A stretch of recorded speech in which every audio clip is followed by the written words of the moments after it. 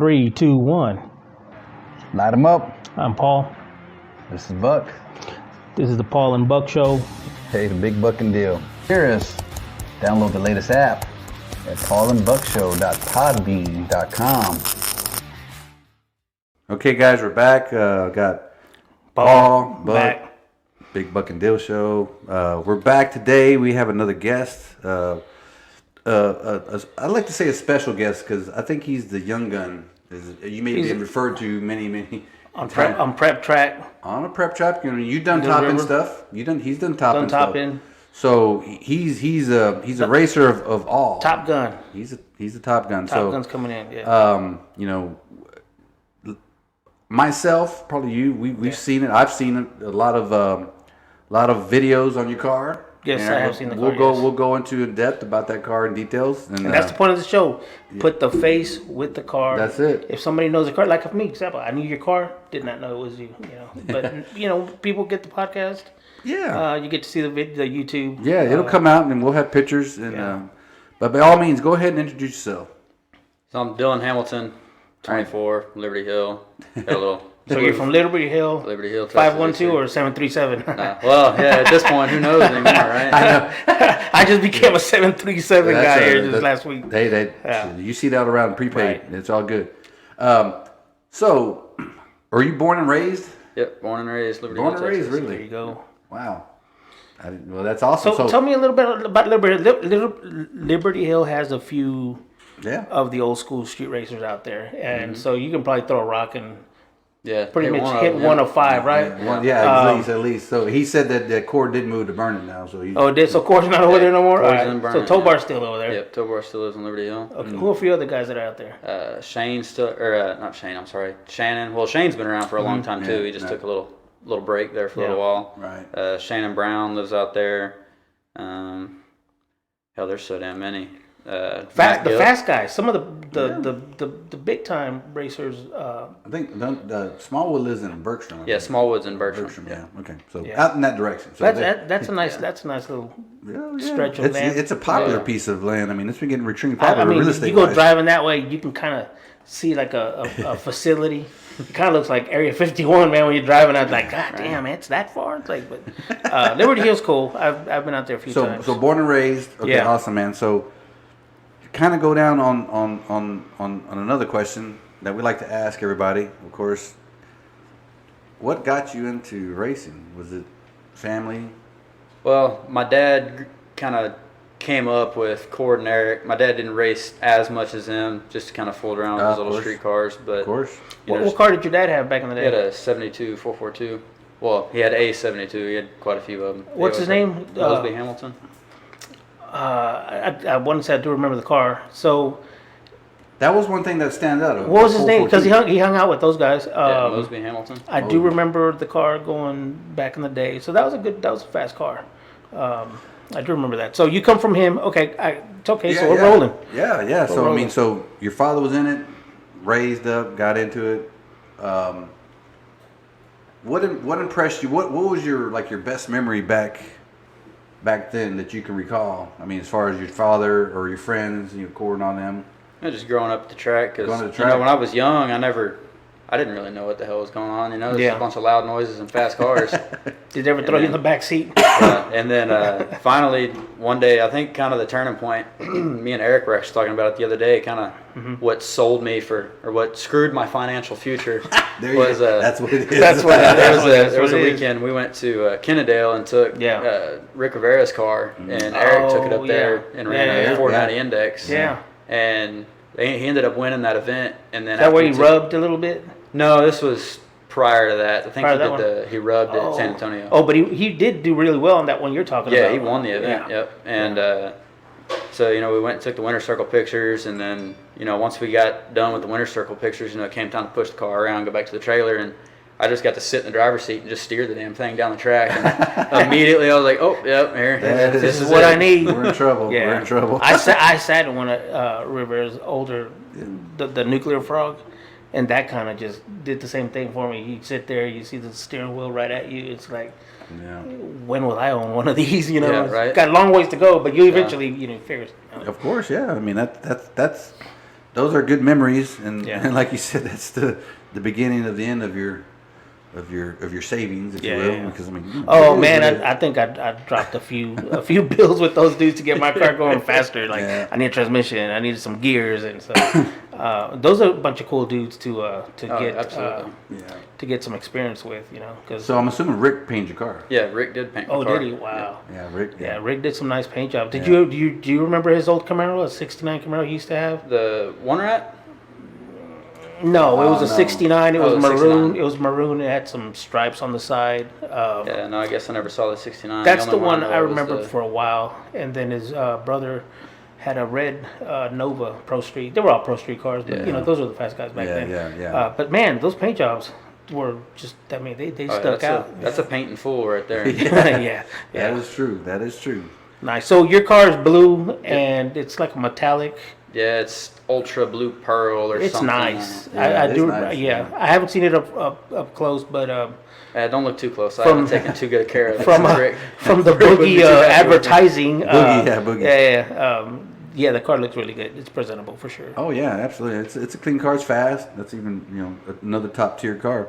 So going into that, family racing. Right. What we ask everybody, what was your first car that you Yeah, here we that you go. owned? I mean, So I had non-race car, race car, whatever. first car or just first. The hand me down. What was your hand me down? What was your first car? You're in high Total. school. You're in middle school. What were you at? So I had a 2000 F250 Oh shit. Oh, diesel. That's Heavy kind of duty. what we Yeah. that's kind of what we got into when we were in high school. Right. Me and Yeah. Cord's son, and because me and Cord's son went to high school Gotcha. together. Yeah. Yeah. Just the group we were in, we kind of got into the diesel stuff, and then shortly after that, we realized that it was not the most efficient That's way the to go tow fast. truck. Yeah. Stop, Yeah. stop beating on the tow But pig. granted, Yeah, obviously, leave it alone. Yeah. Those diesels couldn't fly, but like I said, they were just like the same thing as a race car. Have you seen those things when they let go? Mm-hmm. Wow, man, they It's must be violent. putting some PSI through those things to They probably 60 Woo. pounds of boost. I mean, Oh, it's 60 minimum. minimum, right? And then you're thinking, the motors are, already 16 and a half, 17 to 1 One compression. compression, That's yeah. a lot of Yeah. cylinder yeah, pressure. Yeah, I thought one of those. What was it? It's a show where the guy builds nothing but diesel rat rods, hot rods, whatever he builds. yeah. the one in Vegas. Vegas. I actually, God dang it, what is Welder his up name? or- Welder Up, that's Welder what it Up is. or Yeah. something. Yeah, Yeah. he's putting a car together, right? And he finds a Cummins or something, and so I thought he's bullshit, man, but no, he was dead serious. 3 superchargers was not enough. He wants a turbo to go through that damn thing. And I'm like, that's not enough, PSI. I'm like, wow, Yeah, man. But that dude is crazy. So this past summer, we went to Vegas and we actually stopped Go by stop by his there. shop and went to his little showroom. And Yeah. that's some cool pretty damn neat cars stuff when he it comes to got there. diesel world. Oh yeah. No, there's no doubt, man. Diesels are fast. It's that dark smoke, man, that just kind of ruins it. If they didn't do that dark Yeah, cloud, just crank up those injectors. But I mean, when you put it down to the dollars, it's like, okay, spend money on this. Yeah. Or we can go spend on a lightweight car. Yeah. do just as You're much damage. $60,000 into a truck to go 650. It's like, come on. Yeah, exactly. Right. I So mean, did you have fun? Did you take it to the track? Did you ever race it at the track? I did race my. did you? I did race my Ford a little bit, and then I had a Duramax after that because that was the Ford I had was a 7.3, which even after all the Right, diesel you- stuff, that is definitely not the diesel you're Did gonna be making power with. it leak oil everywhere? Oh, all the time. What year was that one? That's how I knew oil was in it. Though.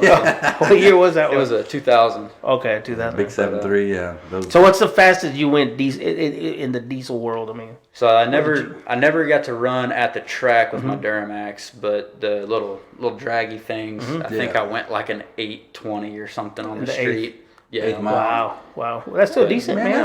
I mean, it was fun for a crew cab truck, but I mean, at the that's end of the day, it like was like 10,000 pounds. I mean, that's or at least or somewhere right it's there. out I there. mean, They're out there. Yeah, that's shit. Hey, can't applaud, right? But, Yeah. But like I said, if you put those dollars into like 3,200 pound street car, yeah, we're flying, right? Yeah. So, Now you're flying. Yeah. That ain't no 8. yeah. Better not be an 8. If yeah, it's- no. So, Hopefully not. so cool deal. So I mean, understand, right? The diesel, that was a thing. I mean, it was a thing. I mean, people had them, people ran them. You see Yeah. black smoke everywhere, right? It was so bad that they actually, Stoplights. what they do, pull some laws out. You couldn't be burning coal or Yeah, some EPA, something. yeah. So if you get caught, man, they're gonna freaking take your shit. Yeah. Yeah. So I remember a bunch of Yeah. all those decals. Everybody was like anti anti the EPA. Or EPA, something. yeah. But that's cool shit. Well, like I said, ultimately, after those trucks, what was like your first street car or street ride? What was the real hand me down or what that you bought or whatever? So the next vehicle I got after that was kind of my first hot rod.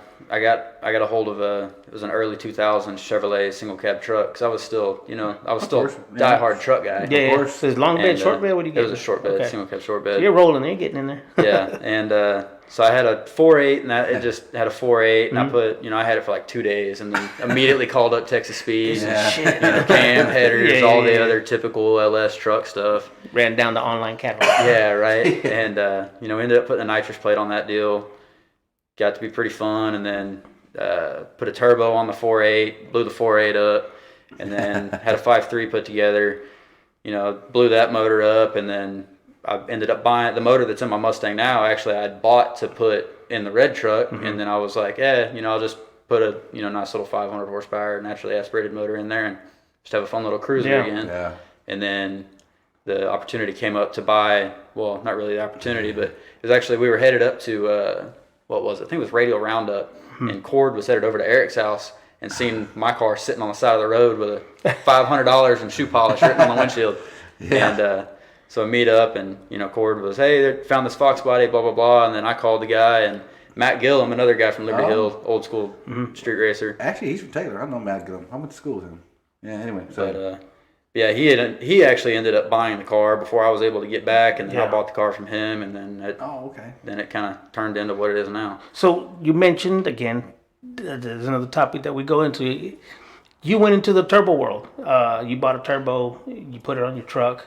What were your growing pains with that? What happened? Why did it blow, or was it just that was back in the? So I didn't know Chinese injectors. No, I had some quality parts. I just didn't really know at that point. I had no idea the difference between my elbow and my ass, and was trying to tune stuff on HP tuners and closed loop, and it just the 5.3 I had running really good on the street. Yeah. Took it to the track, and on 14 pounds it went.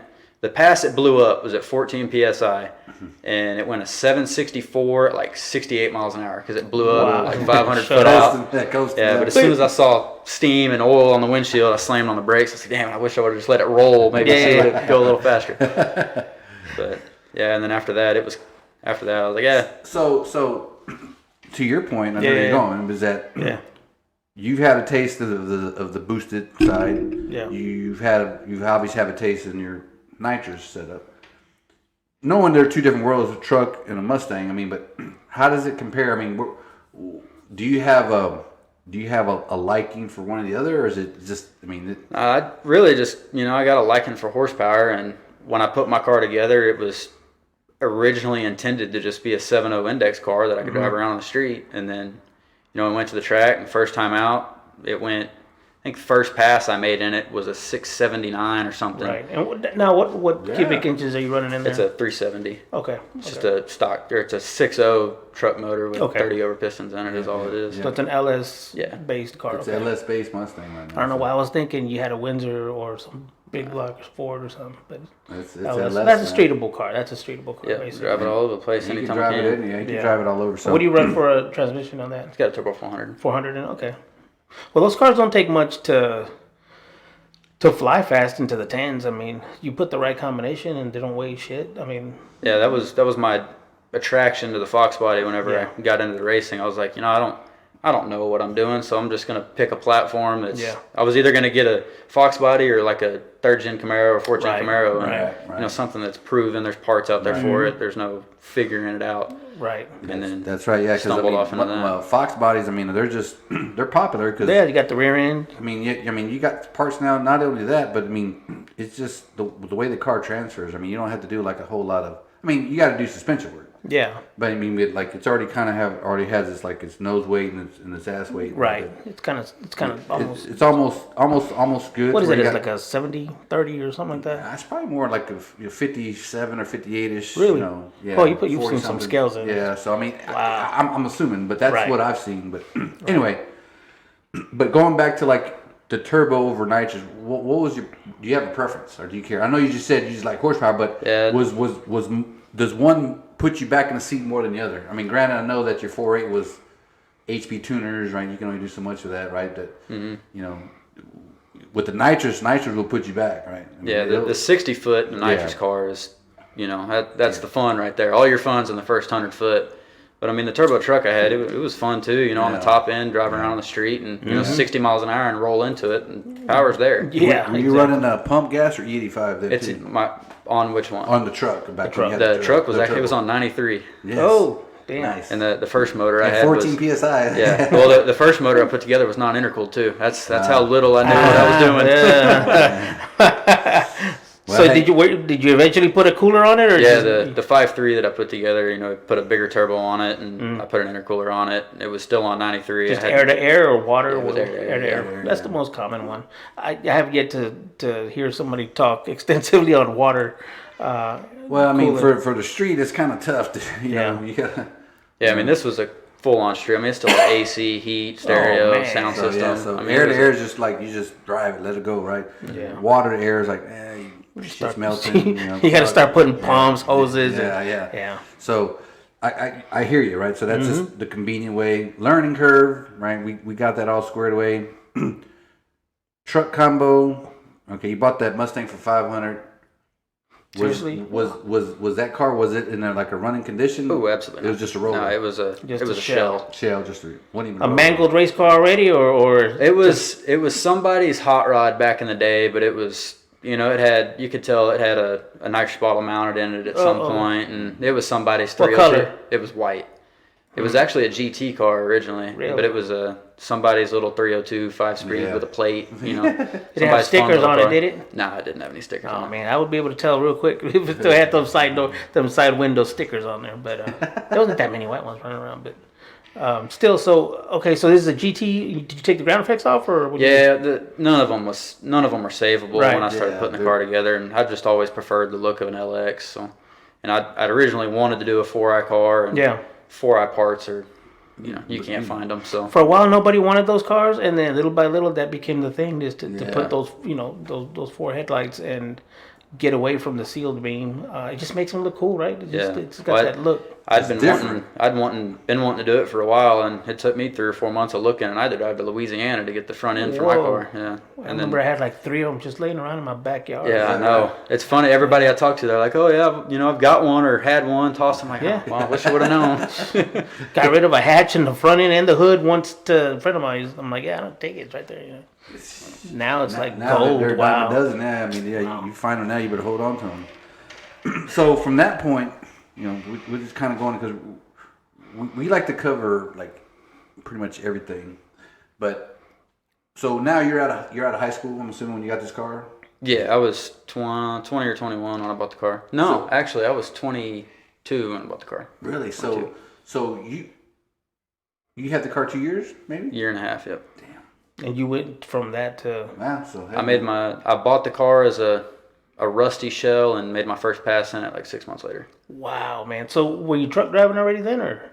No, I'm actually a lineman, just, you know, got to have the CDL. So you got some time. Yeah. you got some time to work on it. I mean, he works, but like I said, he works those hours where he's like, we're sleeping and he's probably working. But my work schedule's. I'm blessed with an extremely convenient work schedule. I got my afternoons are pretty free. So you got some free time. So. I know some truck drivers, they had the money, but they couldn't stay home enough to wrench on the car. So he's got a CD. You probably drive a big box truck, like a boom truck or big something. boom truck. So he works on lineman. So anyway, so from 6 months' time, you put a front end. I mean, you did all this work. What about suspension? Was it pretty much all there? Is it all? No, it was all. Everything that was in it was bone stock. I just ordered. You know, I talked to Matt Gillum, and he basically gave me a recommended parts list because he was my resident Fox body expert. So gotcha. It's like, hey, you know, just tell me what I need to buy, and I'll buy it. So just did, you know, the double adjustable control arms in the rear, and did coilovers on the the You still run the stock K member, or you? No, it's got a tubular K member in it. It's all tubular everything. What'd you go with to get that? Team Z. Okay, yeah. Team Z. So I full strut, adjustable front end, tubular. I think back in the day, the stuff was Wolf. Yeah, Wolf Racecraft. Yeah, that was the stuff to get. Yeah. They're still around. I mean, they're still around. Yeah. I mean, they had the box plate inner support for the control arms. Mm-hmm. They had a bunch of badass shit. I think that's actually who I got the torque box. What do they call them? The battle boxes or whatever. Something. Reinforcement. So yeah. There's racecraft. There's also racecraft too. Like racecraft was early on. Yeah, racecraft. So anyway, so aftermarket stuff. You rebuilt the whole car, suspension. 6 months you're driving the car. Mm-hmm. I mean, it was a gutted out shell. It was a driver's seat and a steering wheel at this point. So you pretty much put it interior. I mean, everything it's full interior, power window. It's got a back seat, everything. But so you got all that working on the car again? Mm-hmm. Damn. Was it not? It was not working before. I mean, No, like the fuse box was out of this car. There wasn't a wire one in the car. There you go. Shit. So did you use the factory wire harness to get that going, or you I just bought a kit? I bought the. Who is it that does that? K&R wiring or something like that? The one that's specific for like the Foxes? No, just the generic Pro Street wiring kit. Yeah, so there's American Auto Wire, there's painless, but I think there's that. I think K&R. K&R, yeah. There's I don't know. I've got a box that I need to put in my car, and there's just no way you can use a factory harness after you. No, there was no point, you know. You don't want to mix. Well, I mean, ultimately, if we got all the ignition, come get it. so you got all the. You got all of the suspension, interior, you had carpet, seats, dash. It had glass. I mean, the glass. It had glass, and it had glass and a busted dash, and that was about it. So did you use all this? Well, other than your windshield, the story you were telling me before, right? What happened? So anyway, you can share the story. Like, so what happened? So he's literally getting ready to go to the Ennis. Mm-hmm. Yeah, the night before I was supposed to head up to Radio Roundup this past year, which was a year from when I bought the car. I was getting ready. Rick had just painted it for me. And, I'm putting the little rivets around the windshield on the Fox body. I was putting the clips in there and tapping them on with a screwdriver. And screwdriver slipped and spiderwebbed the windshield the night before the race. I was like, a brand new windshield. Yeah. That's when you're cramming, but shit happens. There was it was a sign maybe, but you got more everything that you needed to get done first, right? So. There was a point, man, back in the day, well, not like way back then, but like 2000, somewhere around there. Those little quarter windows, they were gold, man, for people looking for those. Oh yeah, the original ones. The original ones. Stupid. Are they still hard to find? The weird ones. I guess they got the one louvers with the vents. Yeah. I don't have those in my car. You have the cannot new find one. them. Yeah. Well, because my car was originally an '89, it didn't have them, but you cannot find I had those. a few sets, man, like a big dummy, man. Hey, do you have? I got them here. Take them. I'm like, after they told me that they were like gold. Those are like $1,000 a window now. Yeah, and just that dude for like $100, man. That's crazy. Yeah, these Mustangs. And I knew there was gonna be a point where these things were gonna be like, everybody kept shitting on, they're just junky. Like there was this guy going towards San Marcos. He's got a museum out there, and he had a bunch of Cobras, and he had a bunch of Fox body suspension on all these. And I said, I'm kind of hoarding a little bit of Fox body stuff, and but I kind of like the Fox bodies over putting a Cobra kit over one of these. He goes, oh man, you don't want, those things are dime a dozen. They're not gonna hold their weight. And go look at it now. So you have the steel fenders, all that still on the car. Did you cut the front off? I did. The tube? I did do a tube front end because I like all the Fox bodies. The lower radiator support was just gone. It's gone. Probably maybe rust and looked like somebody tried to load it with no tires on it with a winch. Oh man, it was all tore up. I just sawzalled the front end of the car off and did the tube. Just to do another one. Yeah, because the bumper will push itself, or it'll try and go underneath the car with the wind. So you got to need some kind of goods. You've seen it. Well, I remember going to San Antonio, and they got that high mile an hour, but you see that front end just kind of pushed in. But then when the car stops, the driver really doesn't know that the car is actually rolling the whole front bumper underneath the car. Until somebody says, "Hey man, have you seen the video of your car? Man, it don't look right, man. That whole bottom thing's like eating itself." Especially like an LS with no fairing, it's just like. Yeah, third-gen Camaros would do that too. Yeah. So they're a little bit more sturdy, but they would kind of roll up a little bit. But yeah. So basically what I'm explaining is that there's a lot of stuff you got to do to a Fox body because it's a very thin metal car. So obviously when you're putting everything together, did you go with welding subframe connectors to stiffen it all up? Because this car will pretzel with any kind of power. Yeah, I did the subframe connectors, tied the cage into the subframe connectors, did all that. So. It's got it. If you can find it for a Fox body in a catalog, it's got it. That's basically nickel and dime. Yeah. So you finally, you do all this in about 6 months. Mm-hmm. You get the car out there. And where'd you run? Little River. You went to Little River? Yeah. So you call that your home track, or Oh, just, absolutely. I know a lot of people go out there a lot, but I'd be willing to bet in the last year I've got more laps out there than anybody in Central There you Texas. go. Watch out, Top Guns. I'm saying, man. That's what I'm saying. I'm telling you. I've got 300 at least 300 laps out there in the He last. sees a groove, y'all don't. That's what he sees.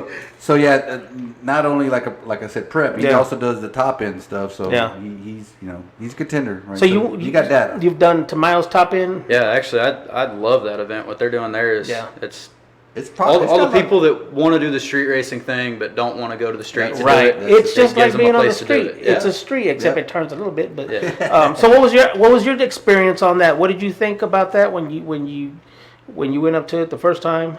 It was a blast because the first event it was that slow car class is what I Yeah, run that yeah. 650 index or whatever. Right. So the first is not event slow. that I went to, it was the one that Biddle actually won. Yeah. And Against El Camino, wasn't it? yeah. Yeah. And so there was no real at that event. There was no real cap on it. They were just kind of like, hey, we got a tight knit group of cars. Let's see where they end up. Right. And me and Biddle actually drew each other second round. And Really? I'll have to send you the picture of it. Yeah, but man. Biddle, you know the little bumper trim that comes up on the front of the Fairmont bumpers. Yes. He didn't what even he got get me you by by. that, dude. Oh. It was maybe an inch. Yeah. Send me that picture because it was bumper guard. The, You got you by the bumper guard. Was was See, barely- that's like maybe an inch and a half, 2 Yeah, inches. dude, it Oh was, wow. Calabrese, Yeah. he posted it because it was like it was like Yeah. the closest race like in history or something. It was Yeah, like our draggies were identical, except for I think I had a mile and a half or a mile an hour and a half on them, and that was it. Yeah. damn. Good thing they had. Well, I say good thing for Biddle, but I mean, Yeah. not for you. But like they had that camera view at the finish line. But Man, I'm telling you, these guys. but yes, that event. Yeah, we went to it. We Yeah, checked it yeah, out. I mean, it's got a lot of traction. Yeah. 'Cause like Oh, I said, it's absolutely. the one that it's the guys that don't like the track, but they like the street, right? It's that good. I mean, you could technically just get off the track, off the street, and go race that every weekend. Right. And it's just like running, on a street, but you already know it. Yeah, and the surface is coming around. At the first event, the first round, the track was pretty. Compared to a street, it was great, but for a top end track, it was But now, Oh man, people were smoking them. Yeah. I mean, it looked Now like it's gotten to the point barbecue where- out there, man. it's gotten to the point now where first round is, first round and the finals. There's no difference in ET. It's really pretty damn close all the way around now. Yeah, that's. I mean, it's got a lot of traction. So I mean, that's the event that's. I mean, you That's see, a top end event that people look forward to seeing. And you've seen it from that first event. The amount of cars to the amount of cars now, they had to make like Slower another class. Yeah, they made the Because there were Yeah, cars that yeah. couldn't Yeah. couldn't compete Yeah, they in the just slow wanted to be a class. part of it. Because Right. like a car like yours, it's fast as hell, and so you try and bring a 7-second car into the slow. It's like I don't know. So they found a happy medium for everybody. They did. And it's working really well. I mean, every event that I go to, it's a tight knit group of cars, and That's what I like about it. I'm not so cool being on top end, but it's understandable because if you want to do it from the beginning of the strip, well, then now you're talking about the track having to scrape the whole damn thing, and it kind of it loses its feel of a street of a road. You know what I mean? Right. Mm-hmm. So that's why that's why appeals. that's why it appeals, and why the reason why they do the top end thing. But here's the thing, you've done it, Biddle's done it, a few other guys have done it, Tom has done it, Yeah. and is there any gripes about that? No. I think the only gripe I got is my big ass couldn't jump over the freaking thing that to support somebody. You're just kind of watching over the rail, and so there's nothing you can do about that. But it's a great event, right? I mean, it works. Yeah, no. It's, For that track, it works, and it brought in a lot of people just to. And like I said to before, watch. it's like the way they wrote in the barbecue rib thing, whatever they Yeah, did. on the second, the barbecue second cook-off one, deal they're because doing it was now. on a Sunday. It's Yeah. a Sunday, Yeah. man. So shit. I mean, So did you why get not? some of them ribs? Did you go out there? no, this last event I wasn't able to make it. I didn't either. unfortunately, I didn't go to it. Damn. Somebody, whoever won the ribs, let us know, and we'll talk rib we'll and talk rib barbecue. next time, yeah. It's gonna be a talk show about barbecue. Shit, hey, why Damn, not? so- We're in Texas. So you won at the track. What'd you win? Barbecue. Hey, that's a good day. Hey, it was a good day, right? Everybody finger licking good. Hell yeah. There you go. So, going back to you got the car running the 6 months. You pretty much all last year, middle last year when you and you ran the shit out of this thing. Oh, absolutely. I ran the dog crap out of it for shit. lack of better terms. You know, I've got a lot of passes in that Yeah. car, and it keeps on going. Right. Have you refreshed the thing or? Woo. No. So I have literally, like, I don't, knock on wood. But That ain't the what- only okay. thing, We'll bring you some wood here in a minute. the only thing I've done is change the oil, put spark plugs on it. I had that's all you gotta do, man. I had one little Yeah, oil but- leak. And that's it. I haven't broke anything. Car's been It's dead not like reliable. it's not like you're shooting like a 400 shot or nothing. On it. No, You know no, what I mean? right, Yeah, right. So respectable, right? So on kind of where I was going is that so you ran it pretty much all last year, and then you found time. I'm assuming you painted the car over the off season, or when? No, well, it was kind of I don't really remember what was going on at that point, but I think it was just a 2 or 3 week lapse in time that we had, and I'd finally, because everything on the car pretty much, I'd say 97% of the stuff on the car I've done by myself. Right. So, I was like, you know what, I'm gonna paint the car. I can figure this out. And then, so I did all the body work, which quickly learned I don't know how to do. And That's tough, man. It's tough. Yeah, and it'll work your forearms, man. the car looked immaculate until Rick laid paint on it, and I was like, oh damn.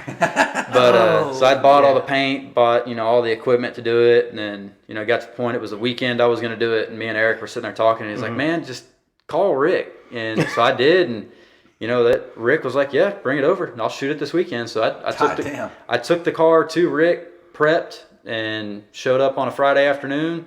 I taped it off, and Saturday morning it had color So on he it. let you tape everything. Yeah, he was like, I'll spray it for you, but you got to do all the, See, you gotta do all the stuff. that's I the don't wanna hard do it. work. Yeah. Fuck the damn taping. That's gonna Yeah, take that's the whole cool, weekend. cool, yeah. man. Yeah, no, that's huge shout out to him. 'cause So did you do good tape work? Yeah, I did do the tape work. But, Did it come out good? Did you like? there was one spot where you can see a little bit of but it's right there where the black Yeah. on the top of the door meets. Now did he provide the tape, or you brought your own Walmart special? No, he provided the tape.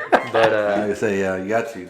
yeah, I mean it's not very often you find somebody that on 6 hours notice Yeah. will tell you to bring I your know, car man. over, and the next that's true. afternoon it's ready to pick up. So yeah, and to go on top of that, when you start looking at getting a paint job, let's say 5 years ago,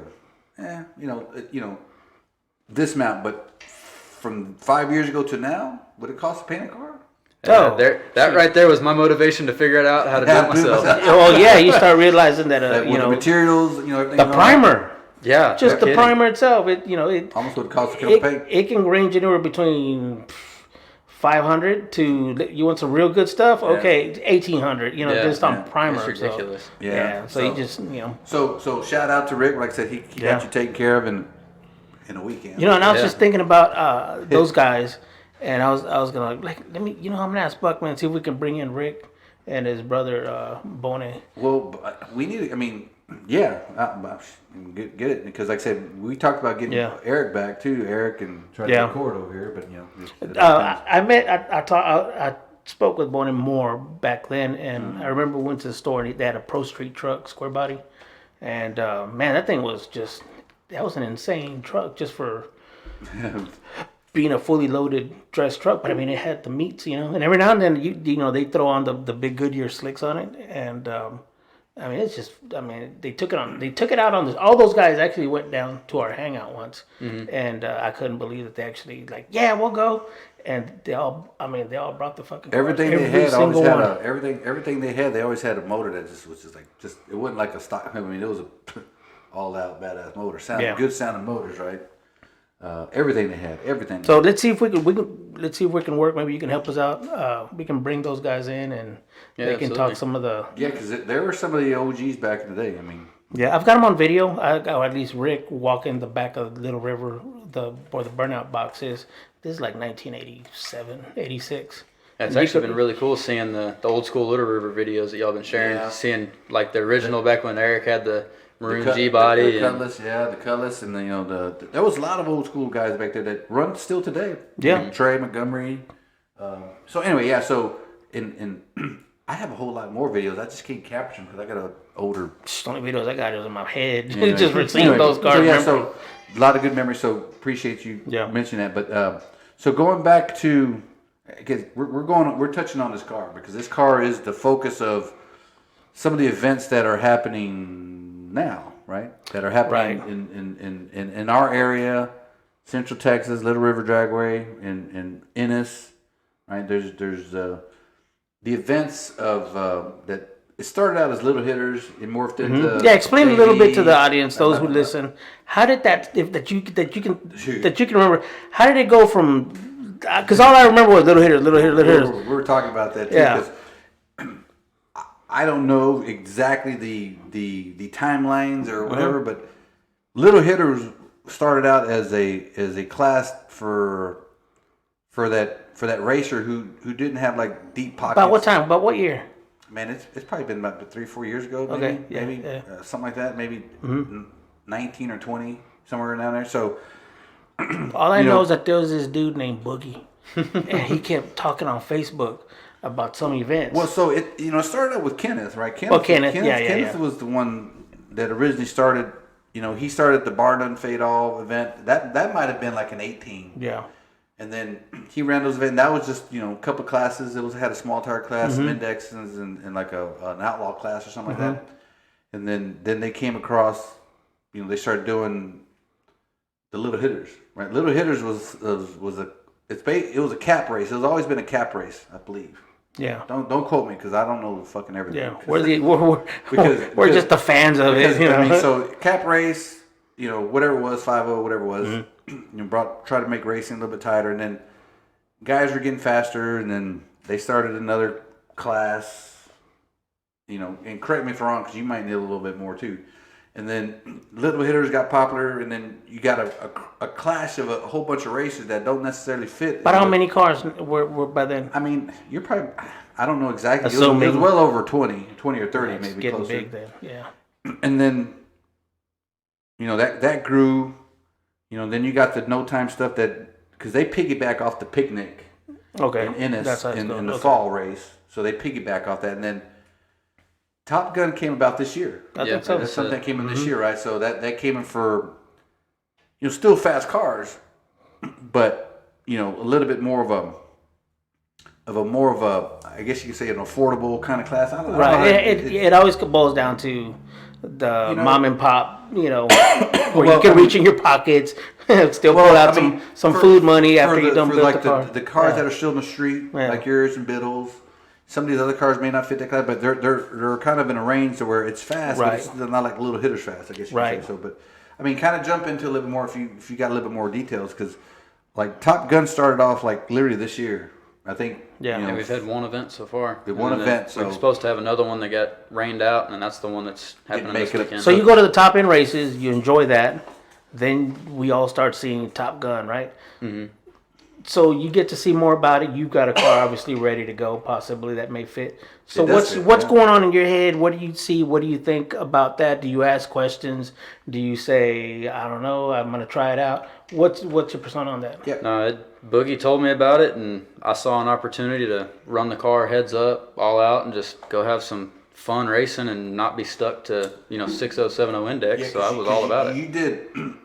Okay, real quick. So to rephrase that, what are the index numbers to stay within? Everybody all the races have the 6070 index classes, and then Top Gun is more for the mid. So my car all out can't meet the cap for that class anyway, so I ain't got to worry about breaking out. So it's just a good. You fall in it. Yeah, I fall right in it. Yeah, and you may get a winning just like any race. Whatever. Yeah. I mean, somebody can blow tires. I mean, somebody can red light. So, whatever. So, by all means, go for it. Because, like I said, at this point, at the beginning of the year, you were doing, you did some top end stuff, right? Mm-hmm. So you're kind of, because they have a cap, right? 650 slow cast, right? I believe so. On the top end stuff, right? So this is your opportunity to uncork it and just let it run all out, right? So, and the Top Gun, do you? I know the answer because you could see the amount of cars. I think there's probably at least well over 24 cars that were in that last event, that first event, right? I think there was 18 or 19 cars, and there's like 24 this weekend. So, I mean, the bread's in the pudding, right? I mean, it brought out people that normally don't come racing. Oh, it brought out people that you would assume be on the top 5, and they're not. You're like, what? I mean, there's there's Darren Mueller, of course. He won the first one. Mm-hmm. Benzo got runner-up, I guess, in the Love. Oh, Sammy's truck. Right. And then there's some other new guys that came out. I guess a guy in the Maverick. Oh, Steve Johnson. Steve Johnson. That's Warren Johnson's brother. That's Warren Johnson's brother. Oh, is it? Yeah. I don't know if it's his younger or older brother. I don't know, but I don't know. But Warren's been around in the game for a while. Right. That's his. The motor in that car is Warren's old motor from back in the day. Whoa, seriously? Is that right? That's Monte Carlo motor, probably. Yeah, the old big block Chevrolet. Yeah. Mm-hmm. So that's crazy. So that Maverick, that's Warren's brother, Steve. His name is Steven. Steven, I believe. Steven Johnson. Yeah. So that guy came out. He's a new one, right? I guess. Because you didn't ever see him out before. There's so many different guys that are going to come out, just for this event. And so this is going to be the second event. So, yeah, there's well over 2,000 cars that are lined up. They're running Sunday, April 30th, this coming Sunday, right? So Top Gun basically covers, and it's just talking here, but Top Gun basically covers all the cars that were in the garage. Some were saying, damn, I'm not as fast as those turbo 4 second. Well, low 5 second cars. Yeah, so you got a window. And I don't know exactly, but you got a window from X. Anybody can win this thing. Anybody, yeah. And your car, you can run nitrous, run turbo. Yeah. What is stipulation on that? Any power? Anything, right? There's no rules. Invite only, no rules. Tire? What about a tire? You got to run. Tire. I got a buddy of mine showing up this weekend on an 18.5-inch wide prep. tire. This is prep, so you could be running a big tire car. It's slick prep. Yep. Yeah, it's slick prep. That was the thing that was. Thomas mentioned it on one of the events about these little hitters, Top Gun. Yeah, they're prepped. They're gonna be prepped. Wow. So it's prepped. So I know a friend of mine, Daryl Moore, that it's a gray. Yeah, 64. Yeah, 64 Chevy 2. So he's on a big tire. So there's obviously no stipulation. So this is exciting. It gets exciting because now you've got a big tire car next to you that could probably blow your doors off. Maybe it's a slower motor, but usually a big tire car is not going to friggin' go sideways. It's going to usually hook. Mm-hmm. So it's down to driver tuning, track. Prep experience, and hopefully your car's tuned to not go up in the air and A to B, right? Yeah. So it's a good event, because like I said, I got a buddy of mine that's showing up, and he's got an old bracket car on. I don't know if it's actually on Big Bubba's, but you can have him sitting next to my car on 26s. It's a wide range. Wow, that I like seeing those races because you just I said, it's a cap, so you can't. There's gonna be a cap. So you get past it. If you get past it, if you go past the cap, then you lose. So see, the top end, there is no cap. It's no lift. Yeah. So what do you think, man? Coming out of the top end and going into this, do you have your car worked out to an understanding?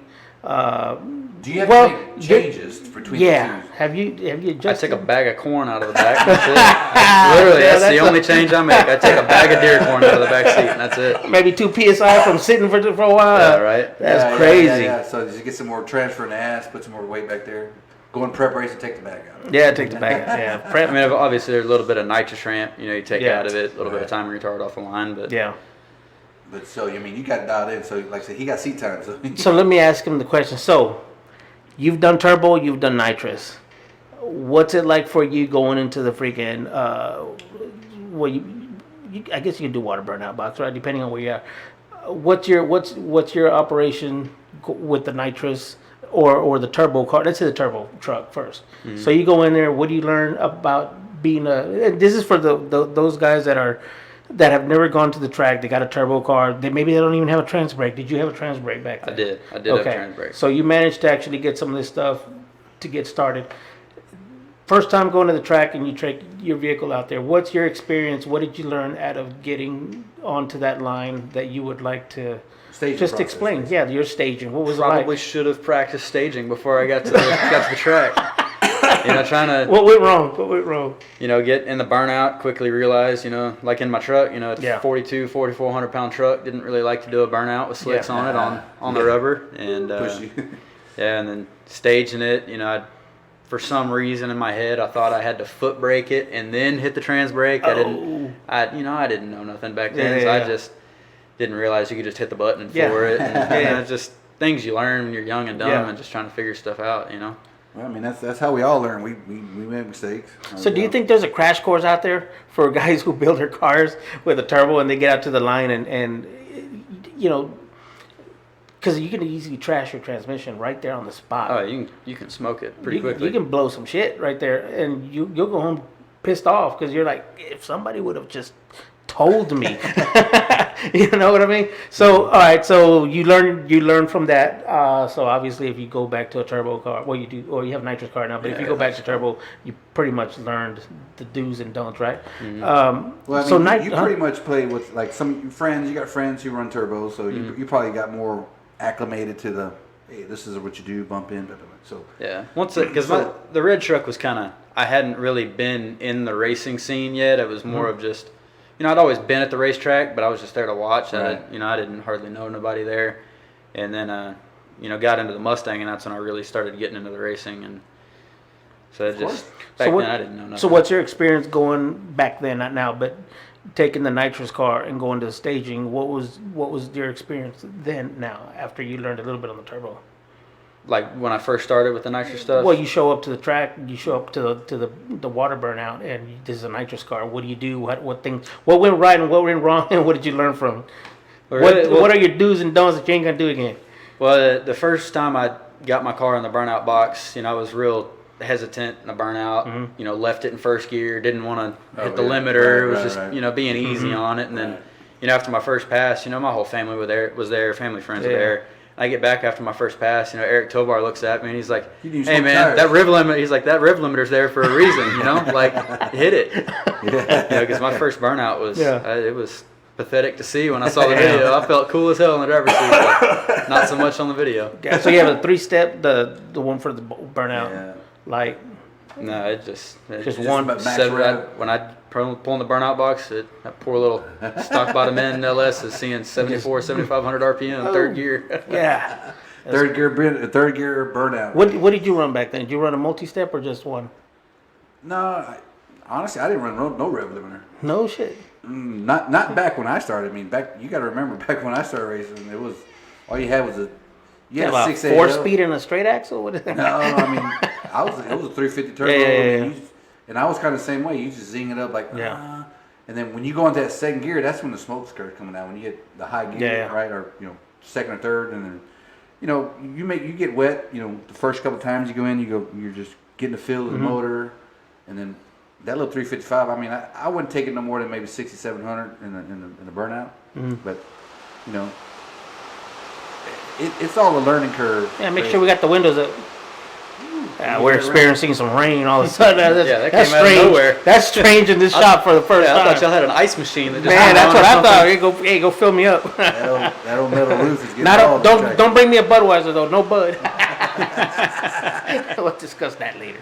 Right. No, but I mean, so like with you, I mean, obviously you're just getting acclimated. You get the feel first couple of times, and I'm sure after that you zing it up. After Eric told you, let's go ahead and. You got a rev limiter there for a reason, right? So just zing it up there. And then you see the white smoke coming out at that time, right? You get RPM, white smoke. Makes you feel good. Did you have a rear view mirror? Well, I had the side view mirrors, but smoke coming past me. So you got pretty adjusted to that. And so did you keep your truck or you got rid of it? What did you do to it? I ended up selling it shortly after I bought the Mustang. I just didn't have the time or patience or. Was this a step side? It was a fleet side short bed deal. Okay. But Casey Rance actually bought it from me, and I believe one of the younger guys that work at his shop now, they put it together and he drives it around now. Yeah. Nice. Well, somebody turned it and continued on its. Of course, yeah. Hot rodding. Still living around, right? So. Yeah. But going back and I said during the beginning of the show that we're going to touch on the Top Gun, and because we want to hype it up, right? Because by all means, Boogie does. Boogie is hyping up hamburgers. He's posting up some nice photos. So to kind of go back, fishing, you name it. He make sure you go out there and. So originally the event was supposed to take part at the beginning of April. Yeah. I don't remember the days, like April 3rd or something like that. Yeah, I think it was the first weekend. Yeah, so it got rained out. So throughout some, schedule, already prior engagements with Little River, right? So it's going to happen this Sunday, April 30th, which it is a Sunday. But it's already got big hype, right? So it's on top of big on Top Gun, right? The Top Gun class. There's also 60, 70. 60, 70, and then I believe there's a small tire run what you brung deal. Run what you brung. That's okay. So it's happening. Anybody in Central Texas, you know, unfortunately, we're pre-recording right now, so this is going to broadcast after this event, but we will have an update on the upcoming event, upcoming podcast about the outcome of the event. We'll see how everybody fared, and maybe we'll have you back. Yeah, those guys that come out here, so like you come out here, whoever goes out to the event, we definitely have material to bring y'all back and basically discuss the event, because talk how you fared. Yeah, because if you don't talk about your performance or how it went, then that's it. You don't know about the event anymore. It's done. Yeah, it's nobody forgotten, gets. right? Yeah, it's forgotten, and that's the thing. You want to always carry the event so that when the next one comes, people are ready to say, "Damn, that was a really badass event. Look at all the stuff that was going on in the pits, the drivers." How they fared, their gripes, their positives, their negatives. That's what we always want to know. That's what we want to hear. Because you don't get that anywhere unless you have a news reporting agency, which ain't gonna happen. Somebody like is gonna live stream all the time, and that's not always gonna happen, right? So that's true. And not everybody can always make the events. But it's always good sometimes that people gets a little snippet of some live feed, boom, boom. Right. But that doesn't always happen at Little River. Yeah, here we try at least give at least, and for your knowledge as well, always try and give at least a minimum of an hour and a half of input from either your racing point of view or from you attending an event, because 5 minutes, 3 minutes of video on Facebook does not tell you enough. Well, I mean, then like you said, it gets lost in the. It gets lost. It becomes history. You see it one time and then boom, Yeah. So, anyway, it may not be important to some, but some people may, because like I said, we just like to relive. I'm a hardcore drag race fan and participant when I can, and I like football. We want to hear, we want to know more and who the racers are, and a broadcaster. A play-by-play. Somebody to do a play-by-play. Right. They ought to get Boogie up in the stands. Dude, they gotta put him on the microphone. On the mic. Yeah. Throw him up there and Yeah. because he doesn't have a race car, so guys, don't be spamming him for artwork. I tried. He don't want it. He says he don't have a car. So okay. So, but I think he's got a badass stereo or something in his truck or something. So something, right? He'll bass some bass. So kind of come back around, on the car. Let's say we finish off the year, right? You go all balls out, right? You finish all the events that we got going, because we're just in April. We're just getting started. Mm-hmm.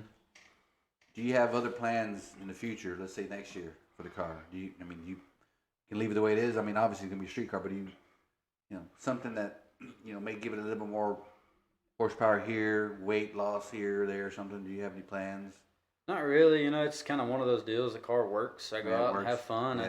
Ain't no really sense in changing it. And right now I hear you. I got 2 other cars I'm putting together. One for my little brother and one for my dad. So, kind of once them come out, maybe I'll revisit mine a little bit. Is that Oldsmobile gonna come out? Does he still have it or no? That's long gone. But what is he? He's got a little. Yeah, he's got a. I think it's a '98 or something. Step. For those who don't know, what was your dad's name? Mosby Hamilton. Okay, there you go. Yeah. Yeah. 442. Those are like one of those that stands out, right? That's not like a common car that you've seen. No, I remember that car. If it is the right car, it's like a 70, 72 or something like that. Yeah, he had 70, 72s. I don't know if he did.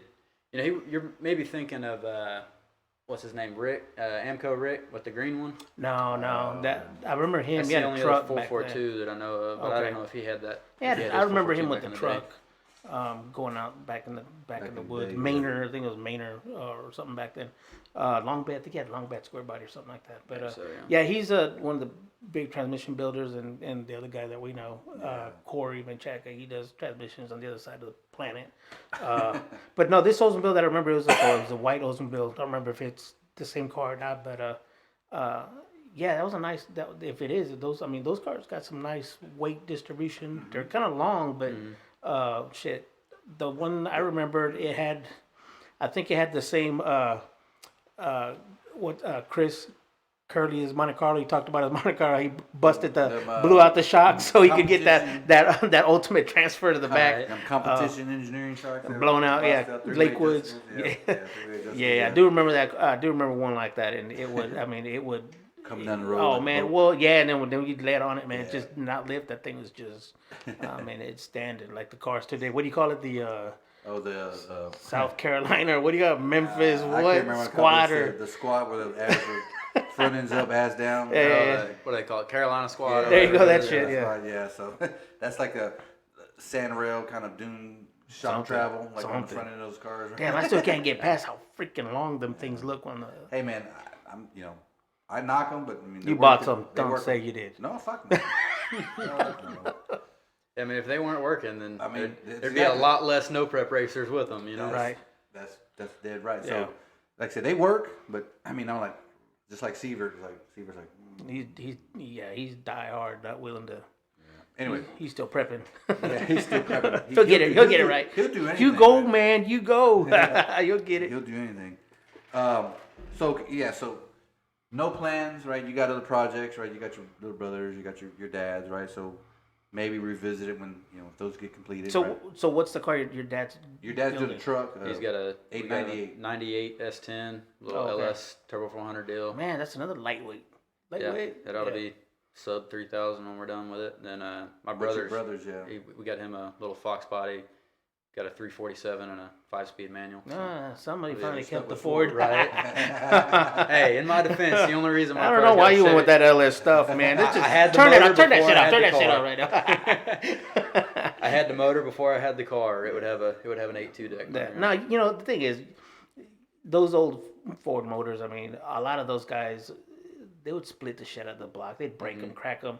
Then you're looking for the Holy Grail from Mexico. Is that a Mexican block? It'll go a little quicker. Allegedly, my brother's is it's a triple X block, and I don't know a whole lot about them, but apparently that's the go-to thing. It's either Ford Motorsport block or you're looking for that Mexican block. Seriously, a Mexican block out of a LTD out of Laredo. What do you mean? Came out of a 4-door Fairmont. Some taxi cars, some shit. Some taxi car, right? Yeah, but no, those were the things I remember, man. I had a 5.0 with the, I had the dart heads and all that shit, and they're like, dude, you haven't cracked the block yet? And I'm like, huh? What are you talking about? Cause I had just gone from Chevy to a Ford. They're like, dude, you don't want to be pressing that car that much, man. It'll split down the half. And I was like, nah, I didn't know. You tell me more. Get a Mexican block. Oh, okay. So here I am looking for a Mexican block. Do you go to Mexico or no, man? It's a Mexican block. Sand casket, sandings from Mexico. You're literally looking for. I literally, man. Hey, dude. Yeah, but no, I'm just bullshitting. No, I mean, like I said, that's it's almost to where you're doing a Ford body, which people put big block Chevys in them, LS. Yeah. They're all over. I mean, because they work. Yeah, they do. They're not saying like to your point, like so you had the motor. If you didn't already have that motor, you would probably have it. Oh, it'd have a 302 base motor. Full, 8.2 deck height, whatever. But it works. Fix it right. And just don't fuck with it if it works. Right, if it works, don't keep right? going. Our last podcast. The Cotto family, the son, what's his name again? Steven. Yeah.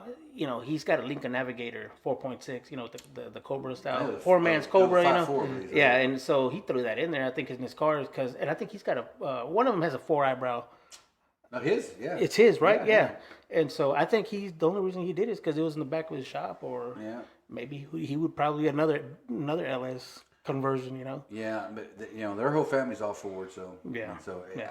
I don't think they would have a GM motor in any of their vehicles. But anyway, so he had a Navigator. I think it was a 5.4. Oh, 5.4 Lincoln Navigator. 5.4, I think. And there was a 4 they just got the big heads that actually breathe, not like the little 4.6. Right. Early. Nah, that does shit. Yeah, he actually put a Pro Charger in front of it. Yeah. On a stock 5.4. Yeah. Block. So hey. But if you find those, I mean, it's just like getting an LS, basically. They're bulletproof. Yeah. But I mean, I guess the only thing is that you're going to get that Mustang sound versus that LS sound, because you can clearly Oh. tell the sound of an LS versus a 5.0 or a 4.6 or something like that. So I don't know. I just like the sound. I'm old school, so if I hear an LS, I'm like, God damn, shit, it's fast though, but God damn, that freaking sound, sounds like a Corvette, But no, man.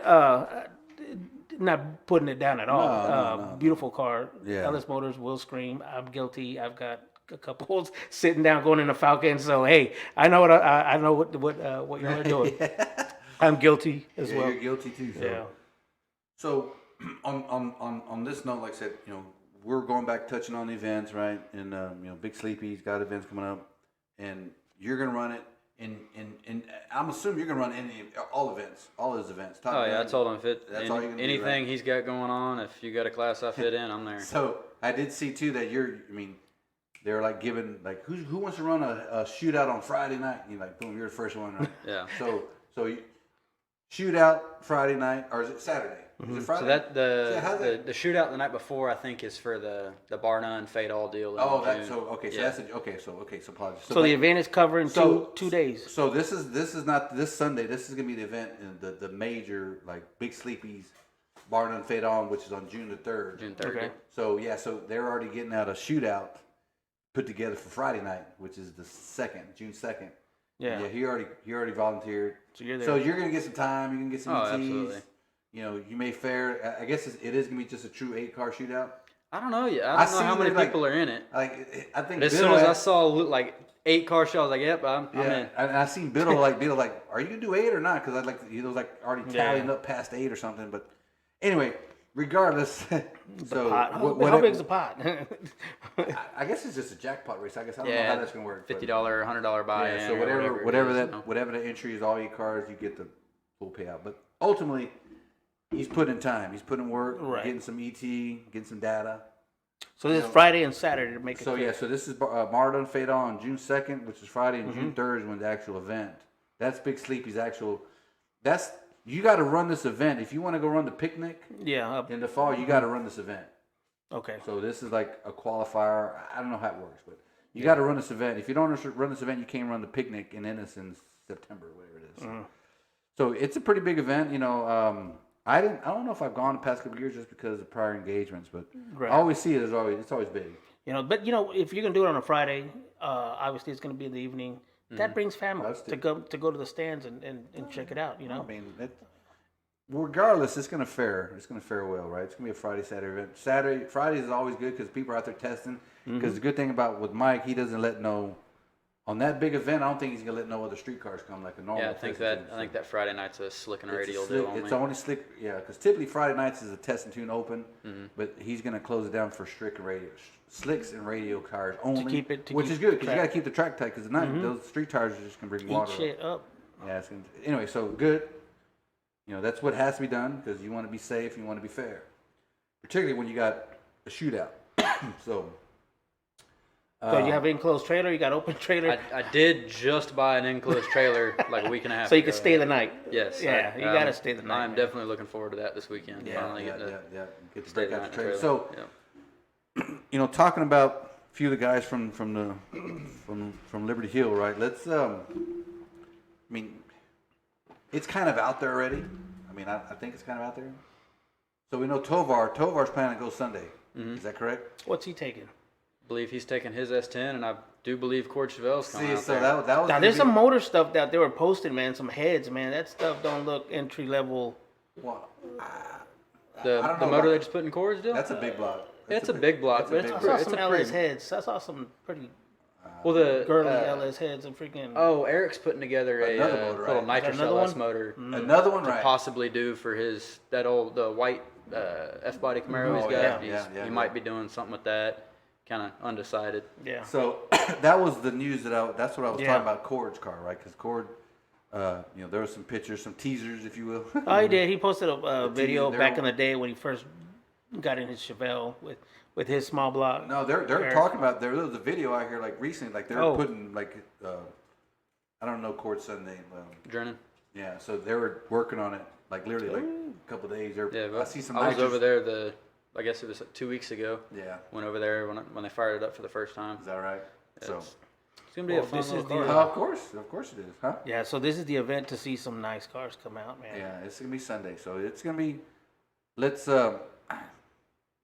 weather. We just heard some rain. I know, man. So We just caught off guard. let's go to the praying gods, right, for Sunday at least. At least it's got to be at least Saturday, because if it don't stop raining Saturday, man, it's gonna be. It's gonna be a muddy mess hole. out there. It's gonna What was be the other mud one hole. that was closed down? There was another race that was closed down not too long ago, rescheduled. Was it? There was one. I think it was past weekend. I don't remember what events it was. It wasn't at Little River. No. It was another racetrack. Anyway, XRP. For Sunday, that one? they always have test and tune at XRP on Sundays, so they actually cancel or postpone this past Sunday because of the weather. Yeah, it was just coming down and coming down and coming down. Yeah. So some that was the big news I was talking about.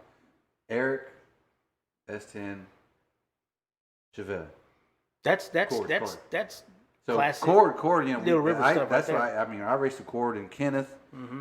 Kenneth, he used to have the dark blue Chevelle. We used to race together. Back in the day. So, but that Cord's had that car for a long time. Oh, I know. It was a while back. I went out there, Yeah, and that paint job is glass, man. It's a beautiful car. it's There's always not a gorgeous this. car. You wouldn't even think it's a freaking race car if it weren't for the freaking slicks or drag radios, whatever the hell he had on it. It's That's like what? This is a Tobar.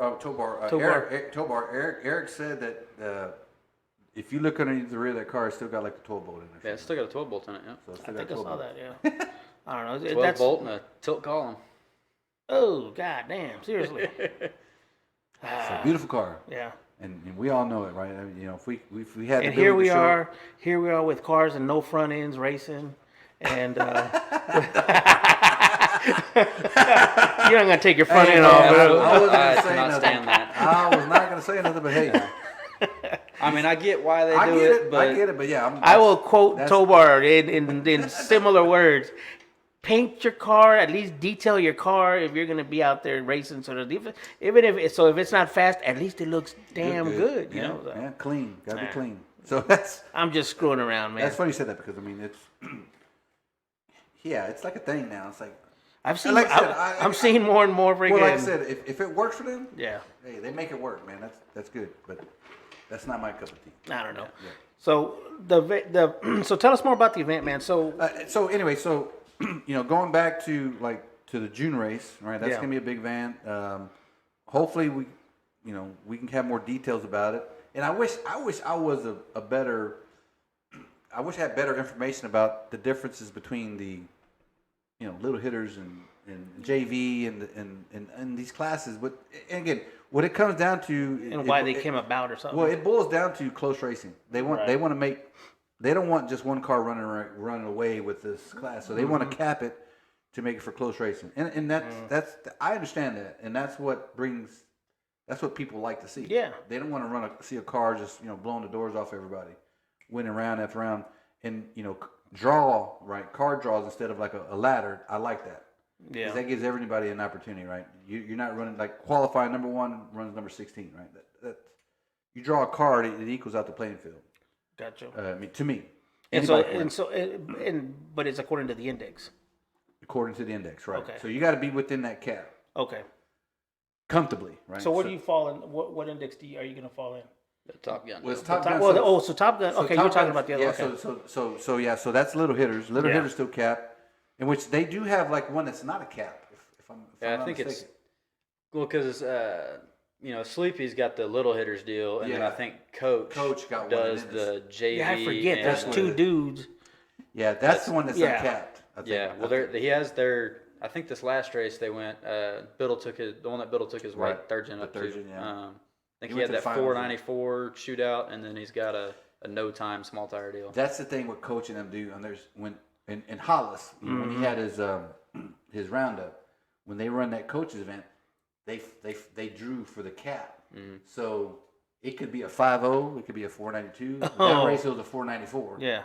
So you don't know. You don't know who you're gonna get You into. don't know what you're running when they draw. Oh, that, because of the cars being so fast. yeah. So they don't want nobody to go like, hey, I got a tune for this. Yeah. So like I think right before the round, Scramble, retune. like they just draw that cap, throw in the and next that's gonna be thing, the yeah. cap for the rest of the night Wow. for that event. So, which I like that because Yeah, that throws your tuners off. it does. And anyway, but yeah, there's a coach's event.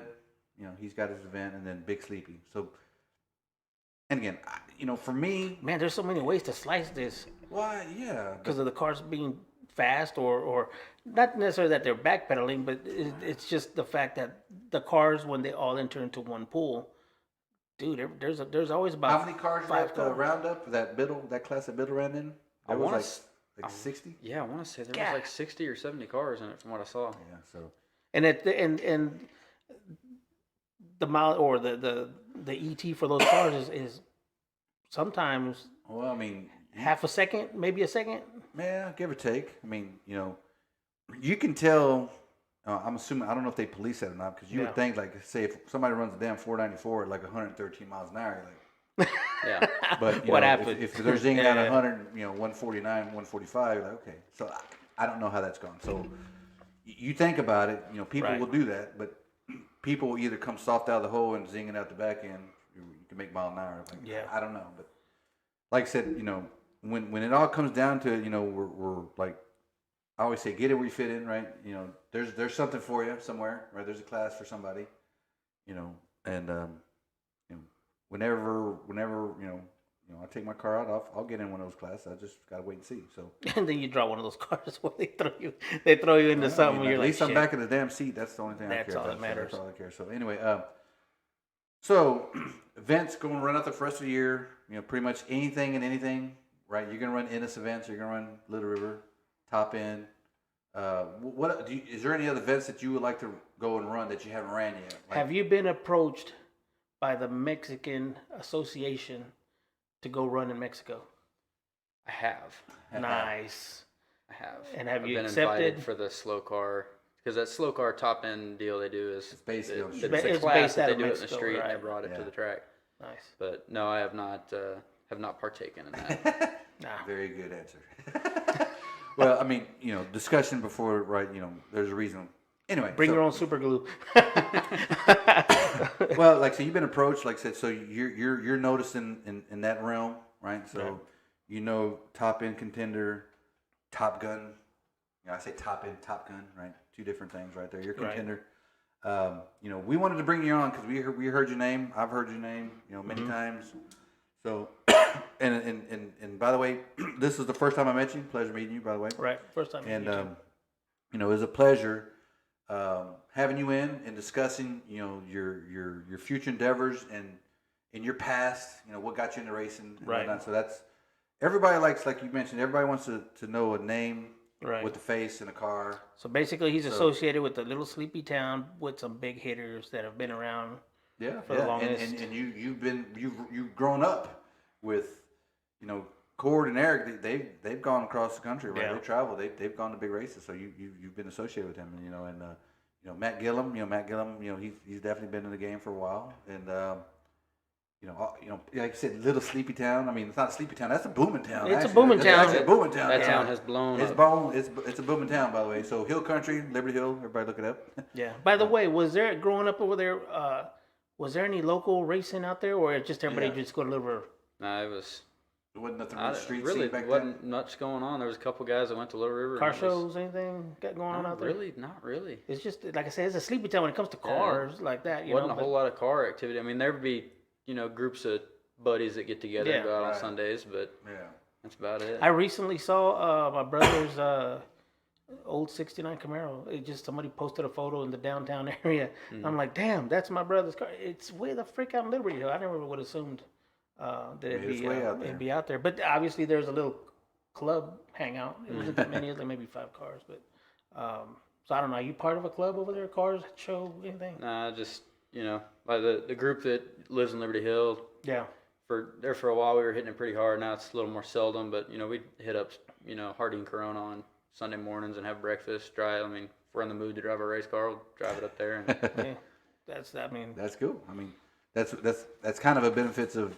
I mean, not necessarily living in a small town, but you can cruise it. I seen his old truck just go down Main on Taylor, about a couple of weekends ago. And like, ah, damn, is that Buck? And he's like, no, that's my dad. Yeah, that's my I think he dad. pulled my truck out. Yeah, he was cruising it. Like I said, even Taylor. I mean, back in the day, I say back in the day like I'm fucking old, but there was like 2 or 3 cops in Taylor. You used to go Really? fucking ride around. We were riding around 13 years old, cruising around, burning the streets, corners up, burning tires up. That's crazy. 2 cops, when you get pulled over, they say, "Hey, just leave the truck there, walk home." Okay. Not in Austin. Don't give me a ticket. They heard exhaust in Austin. They're gonna pull you over and make sure you drive your car back home. I'm like, God damn! Can't I just enjoy a weekend of cruising? Yeah, leave me alone. Yeah. So anyway, man, again, we got the ins and outs of Dylan, right? There we go. In your history of cars, and I like the progression of your car because you did a lot of work on that car just by what you talked about. From that time period of way you described it was. Yeah. From when you bought it to you taking it out for a drive.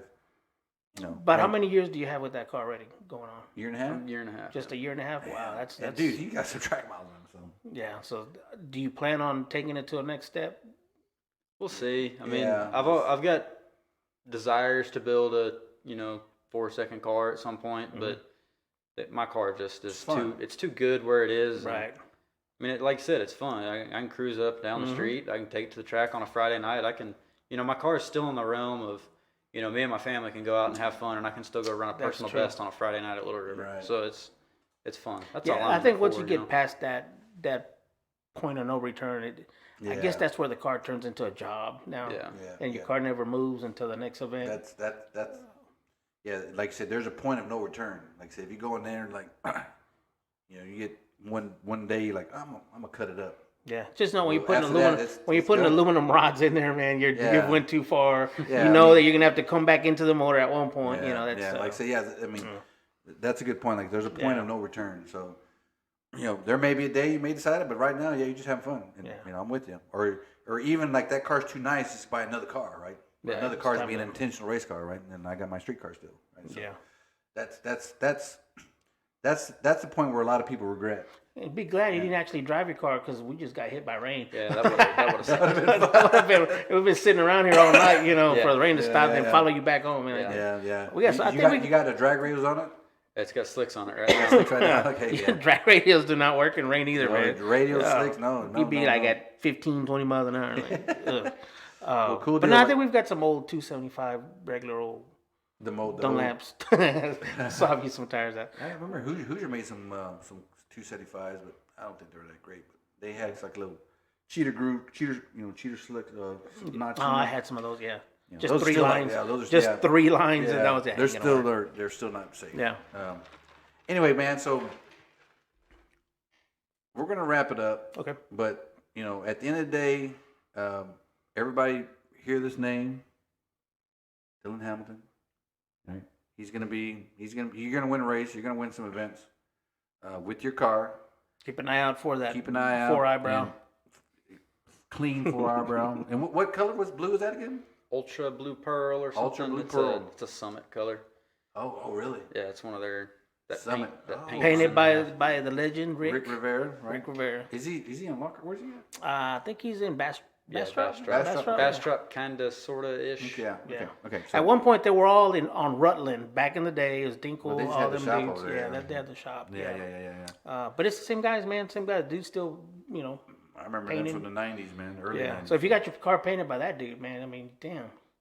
You got some history on the paint job. So you got the paint job. He's got cord. And That's like the air. hot rod. You can go get a paint job from a paint guy here in town, but if you get a paint job from Rick, now you're getting a paint job from one of the direct connections to the drag racers around here from the 5112, who probably painted a few cars.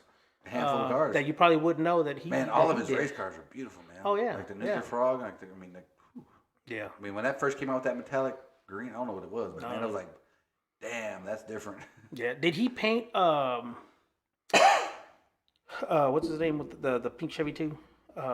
Probably Marquez. did. Marquez. He might have, because that used to be. That car was being built along. That used to be Al's car. Al's car. Mm-hmm. I remember when it was being built, but I don't know who painted the car. That was a really nice car. You know what? I'll be honest with you, Mike paints his cars in his garage. Dude. Oh, I know. He might have painted the it. Malibu looks pretty Malibu. damn good. He painted his Ford-gen Camaro in his garage. Third gen, the red one, right? No, I'm sorry, it is third gen. Yeah, that big block. Yeah, third gen. Yeah, third gen. He might get pissed off hearing this. I know, like. No, man, we didn't mean that. Yeah, Mike and Bobby, we need to get you back on, by the way. So anyway, So again, Dylan, appreciate it, man, and we know you're a hard worker. You need to get to work, but want to take a shout out to you for being able to come out and sit down with us.